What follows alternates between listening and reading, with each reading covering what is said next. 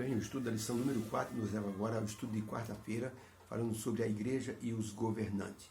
O povo de Israel no passado, ele começou a transgredir os mandamentos de Deus. Deus havia dado toda uma série de estatutos e preceitos e disse: se vocês guardarem, vocês comerão o melhor dessa terra. Vocês escolhem hoje a bênção ou a maldição. Se vocês quiserem a bênção, é só seguir os meus mandamentos. E Deus disse: vocês não esqueçam que o primeiro grande mandamento é: amarás o Senhor teu Deus de todo o teu coração, de toda a tua alma. Depois, amar o teu próximo. Esses dois mandamentos, Deus já havia dito lá em Deuteronômio 28, quando Moisés estava para subir no monte para descansar desta vida. Moisés deu essas instruções precisas. O povo começou a ser dirigido pelos juízes, quando tomaram posse da terra. E numa das ocasiões, como vimos ontem, procuraram o profeta Samuel e disseram: queremos um rei. Não queremos mais Deus nos governando. Queremos um rei. Queremos alguém de carne e osso, que saia conosco nas batalhas. Nem sempre ele vai vencer. E Samuel foi bem claro em dizer: se vocês cometerem esse erro, não vai adiantar depois suplicar a Deus para arrumar a casa, hein? E foi um erro fatal. O povo de Israel sofreu na mão dos reis que vieram. A maioria deles, o livro de Crônicas diz, fizeram o que era mal perante o Senhor. E Deus permitiu que nações inimigas tomassem conta de Israel, como uma forma de disciplina. Cometeram um erro grave, pediram um governo humano. A igreja primitiva não podia cair nesse erro. E a pergunta número 5 tem o seguinte enunciado: contra qual tipo de erro Jesus avisou os discípulos a não caírem nele, quando a igreja estivesse estabelecida? Mateus capítulo 20, verso 25 em diante, diz assim: então Jesus, chamando os seus discípulos para junto de si, disse: os grandes exercem autoridade sobre quem quer ser grande. Não será assim com vós, ou entre vós, porque todo aquele que entre vós quiser se fazer grande, esse terá que servir a todos. E qualquer que entre vós quiser ser o primeiro, seja o vosso servo.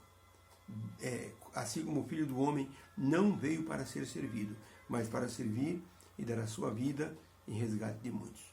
Então, que tipo de erro Jesus advertiu que o povo nunca caísse nele? A resposta é: Deus advertiu a igreja a não querer dominar uns sobre os outros e não procurar o auxílio do governo ou daqueles que mandam para resolver problemas da igreja. Isso produziria orgulho e as pessoas se afastariam dos princípios divinos. É impossível seguir a Deus e querer que a parte humana assim esteja também na governança. Todos nós somos instrumentos nas mãos de Deus. Quando um dia perguntaram ao grande general William Booth, que dirigia o Exército da Salvação, uma entidade que ajuda pessoas no mundo inteiro, perguntaram: general, qual é o segredo do sucesso do Exército da Salvação? Ele disse: o segredo é que eu coloquei diante de Deus todo o meu louvor. Coloquei tudo que tinha em mim diante do Senhor. Esse é o grande segredo. Quando nós nos colocamos humildemente nas mãos de Deus, Ele nos usa como seus instrumentos. Deus advertiu a igreja que não usasse o poder do governo. Advertiu Israel, o povo, que não tivessem um governo humano, porque eles seriam escravizados por esse governo humano. Quando olhamos a história do povo de Israel, percebemos que o declínio espiritual começou no momento em que eles pediram um rei para si. Os reis se tornaram apóstatas e levaram o povo ao declínio espiritual. E depois esse povo teve que ser escravizado para aprender a lição. Jesus havia advertido os seus discípulos de que eles não procurassem supremacia humana. Mas a coisa foi se desvirtuando. Chegou um momento em que era preciso evangelizar o imperador. Constantino, no caso, no ano 320, ele resolveu tornar-se cristão. Parecia uma bênção. E foi uma bênção. Mas, ao mesmo lado que foi uma bênção, foi uma maldição. Porque as pessoas que dirigiam a igreja resolveram usar o poder do governo para beneficiar a igreja. Tipo assim, surgiu um problema sério, vamos procurar o governo. Vamos dizer, precisamos comprar um terreno para fazer a nova igreja. Mas as pessoas não querem vender. era falar com o imperador. O imperador dizia, desapropria e constrói a igreja. Usava o poder do governo para beneficiar a igreja. Isso trouxe para dentro da igreja muitos rituais pagãos. E a igreja ficou completamente poluída de doutrinas falsas. O povo procurou o poder humano e isso trouxe consequências assim desastrosas para a vida espiritual da igreja. Ellen White, no livro Eventos Finais, página 223, escreveu o seguinte sobre isso. Quando se corrompeu a primitiva igreja, afastando-se da simplicidade do evangelho e aceitando ritos e costumes pagãos, perdeu o espírito e o poder de Deus. E para que pudesse governar a consciência do povo, procurou o apoio do poder secular. Disto resultou o papado, que dirigia o poder do Estado e o empregava para favorecer aos seus próprios fins, especialmente para punir a heresia.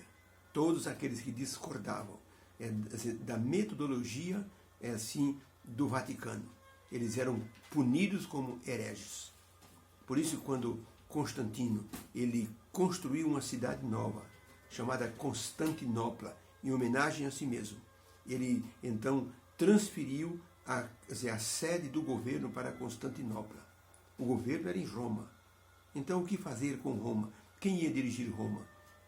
O imperador Constantino, então, ele atribuiu ao bispo de Roma o poder de governar Roma. Aí ele, assim, cresceu de forma extraordinária, dominando até as nações em redor de si.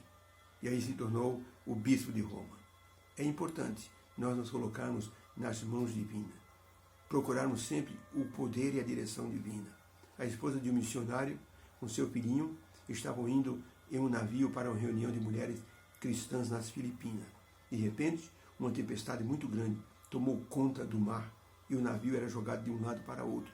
O filhinho da missionária começou a chorar e disse, mamãe, vamos morrer, o navio vai naufragar. A mãe disse, não, filho, fique calmo. O capitão é muito experiente, ele conhece o mar e conhece o navio está em boas condições. Vamos ler o Salmo 23. Leram o Salmo 23 e o coração do menino se aquietou. Logo, uma calmaria apareceu, a tempestade passou e eles navegaram tranquilos até chegar nas Filipinas. Podemos dizer que quando a igreja passa por terremotos ou por maremotos ou por tempestades na vida espiritual, tem que procurar Deus e não procurar o lado humano. Nós temos ouvido falar de algumas igrejas que tiveram um problema e chamaram a polícia para interferir no culto. Chamaram o prefeito para dar uma opinião sobre certas situações que era de cunho da igreja resolver. Procuraram o poder estatal, a governança. Isso é um grande erro. Procuraram, no passado, um homem para dirigir a nação. Não queriam o governo de Deus e foram para a bancarrota espiritual. Deus nos quer na direção, assim, do caminho dos céus. Mas Ele tem que dirigir a sua igreja. Tem que dirigir a nossa vida. Deus nos abençoe. Possamos ter entendido isso. Que temos que ser colocados sempre nas mãos divinas. Nos colocarmos nas mãos divinas. E Deus resolverá os problemas da sua igreja, da sua casa. Deus abençoe a todos. Fique com Deus.